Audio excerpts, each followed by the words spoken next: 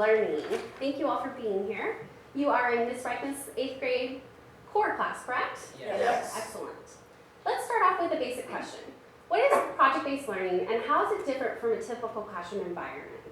Project-based learning, or PBL, is a teaching method in which students gain knowledge and skills by researching a certain topic.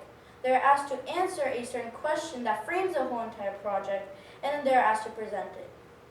Now, PBLs may seem normal at first, but actually they're very unique. In a PBL, you're forced to look at the world around you and see that life isn't just a walk in the park. You have to experience life as what it is.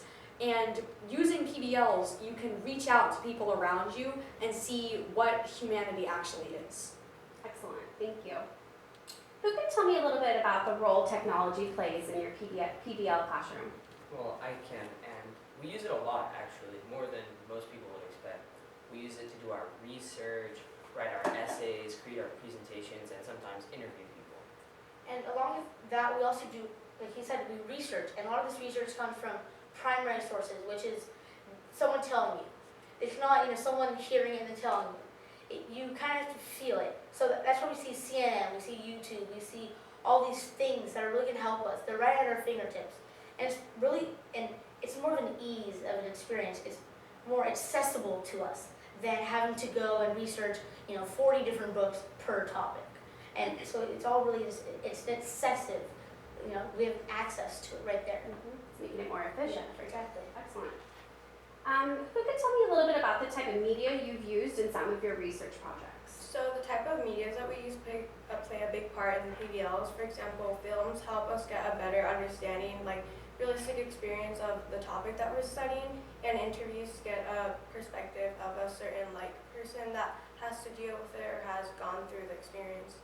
So over the course of our PBLs, we've done many interviews to get more realistic, to talk to people who've had the experience themselves and been there and done that with those real life things. Can you think of an example where you've met a primary source? So for my project, I did breast cancer, and I knew my mother before she passed away from breast cancer, so I got to know her.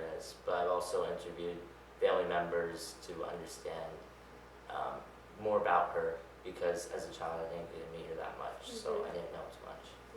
Thank you for sharing. Now we're going to hear a little bit about some of the projects you've actually done in your class. So Austin, can you tell us about the 9/11 project? Yes, this project was titled 9/11, We Could Be Heroes. That's why I have this up here. And it was really about turning a negative into a positive. And that's really what our central question was. It reads exactly, how can you turn a negative into a positive? And we all know about, how the Twin Towers were bombed or had planes thrown at them and they were blowing up. That's the negative. We had to really try to turn this into a positive. And we looked at heroes such as Will Crowther, and this is a drawing shown by one of our amazing artists in one of our core classes. And I think that when looking at this project, I didn't know anything besides two really, really tall buildings that were made world records were blown up, and now they're not there anymore. And now I know the emotions and all the things that people really felt. We watched videos, we saw documentaries, we really went in depth into things, and that's what I think PBL really helps you. And so, also on the cover of this is a photo from back in 2001. This actually happened, as our teacher used to teach back then. And it reads, "Dear friend, sorry the airplanes crashed. I'm sorry you got hurt. Love," and then the student's name, which I would like not to discuss. But this really shows that even at a young age, this was 2nd grade, the person felt the emotions over a country, and it really shows, the patriotism of that we are one thing, we are a country, and that we will stand up together. Very nice, thank you. Trevor, will you tell me a little bit about the We Are the World project? So before the We Are the World project, and before we learned about all of this, I knew that endangered species were going extinct every day. But I didn't know exactly how they went extinct. And the We Are the World project really brought that to light for me, because we were able to choose an endangered animal or a type of global warming that we wanted to extensively research for the rest of the project. And We sent letters to organizations that concerned those animals. We wrote poems. We were able to do presentations on the animals and what dangers they faced, and we saw what humanity was doing to the animals. And again, as I said earlier, we were able to try and reach out our hands to try and stop these animals from going extinct. Wow, thank you for sharing. Let's see, Denise and Aaron, tell us about the Ability Project. Alright, so for the Ability Project, we started to learn about many disabilities that people had and diseases that affected the lives of thousands or millions. And we also read a book earlier to sort of get a better understanding. It was named Gathering Blue, and we read it, and the main character was disabled. She had a twisted leg, and in her tribe, if you were disabled, you were considered worthless and would be tossed out and kicked out. But she managed to stay there and push through it, which was actually pretty inspiring. Yeah, Gathering Blue helped us get a better perspective of how it would be like to live with a disability, how it would affect them, their impacts on them, and like the symptoms and everything, which is kind of had like, at least for me, it changed my perspective in like being grateful that I don't have a disability and that like more understanding and sympathy towards people who do. Also, during the project, for me, I did a personal choice. It bring you to get a better understanding of some disabilities that you might have never heard of or known before. So for mine, I did breast cancer, and this is my presentation that I had, and I'll just show a small clip that I have there.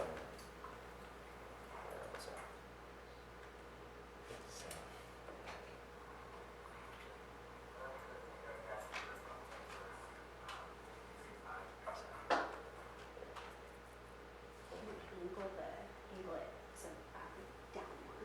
Yeah. Okay, go ahead.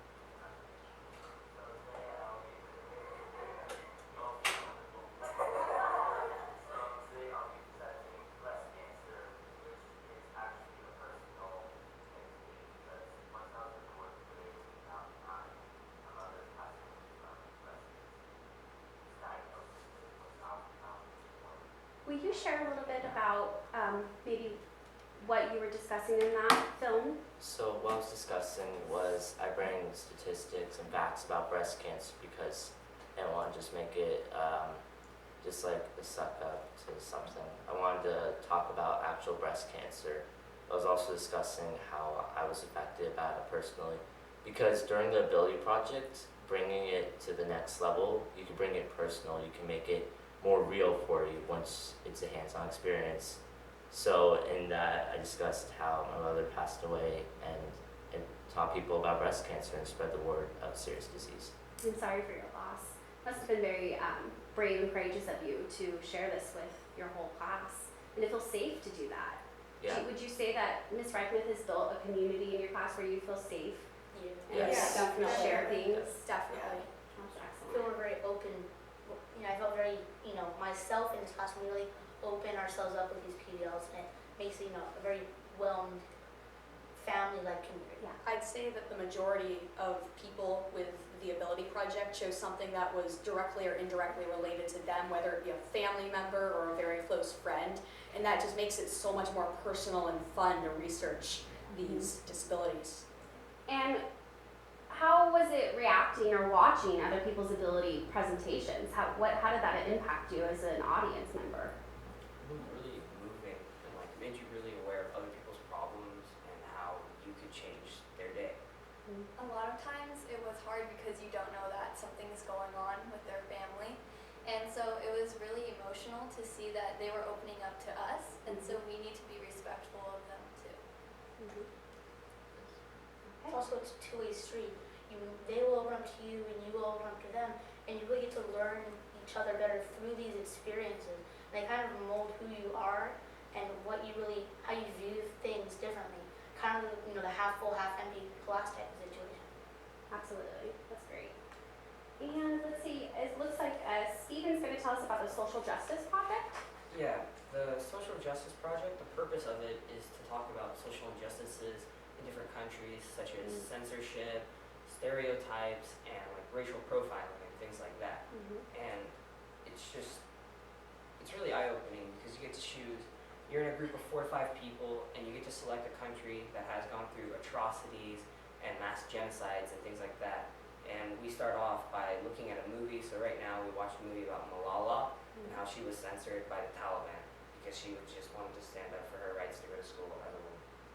Wow.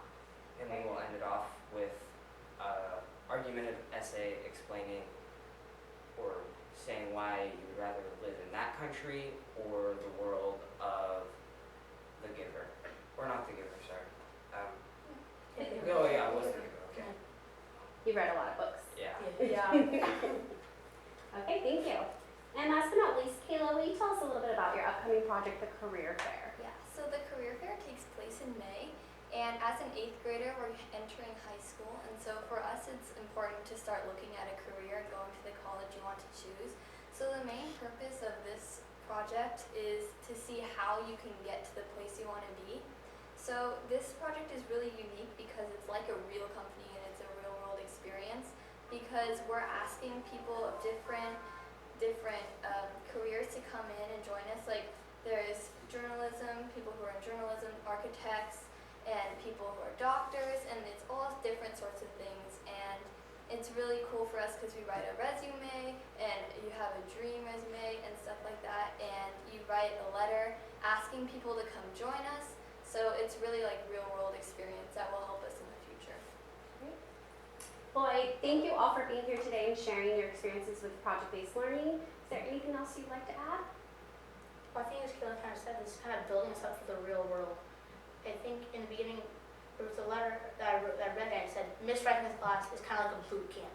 And I think it all stems from the PBL and how she really enforces that, and how PBL really helps you grow as a student and as a citizen of learning. And it really shows, how much one thing can really change one person. And why do you think PBL specifically made you grow so much as a student? Well, I think it really has an essential question, and you keep learning and learning, trying to answer that question as best as you can. It allows us to learn the curriculum that we would normally learn in an English class, but it allows us to also learn what's going on outside of the classroom and what's going on in the actual world. It, So br- it's- it brings in real life experiences and real life things going on outside, and it helps us open our eyes to the outside world in this PBL. Attention Cornerstone team members. Please report to Mr. Rawlings' room in 103 for the meeting. All Cornerstone team members, please report to room 103.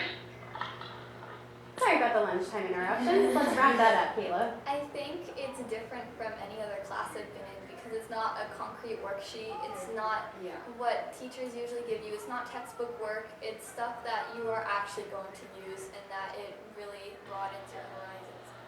I thank you all for being Emma, here. Chu, Denise Velasco, please report to the office. Denise Velasco.